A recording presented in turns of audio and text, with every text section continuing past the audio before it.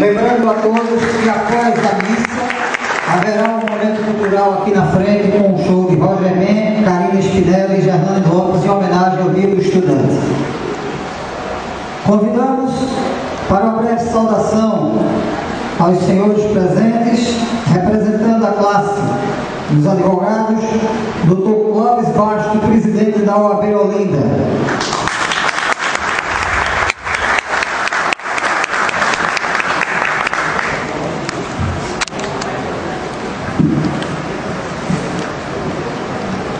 Excelentíssimo senhor prefeito de Olinda, doutor Emílio Calheiros, autoridade na pessoa de quem saúdo todos os demais membros da mesa, autoridades presentes, minhas senhoras, meus senhores, professores, coordenadores do curso de Direito, meus amigos, queridos advogados.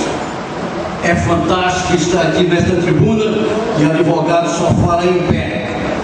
É fantástico estar aqui no Dia do Advogado para resgatar, relembrar a valorização daqueles abnegados cidadãos holandeses que, no período pró-1827, realizaram o sonho de se criar no Brasil a ciência jurídica.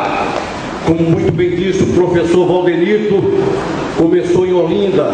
Não se deve dizer São Paulo e Olinda, e sim Olinda e depois São Paulo.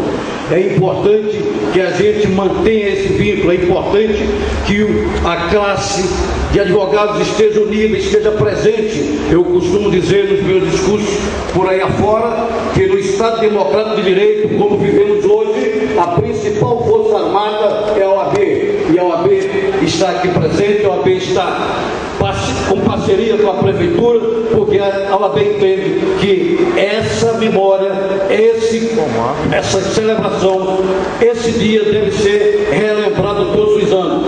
Cumprimento o prefeito Emílio Calheiros por ter incluído no calendário turístico de Olinda o dia do advogado, ou seja, o dia em que foi criada a ciência jurídica no Brasil.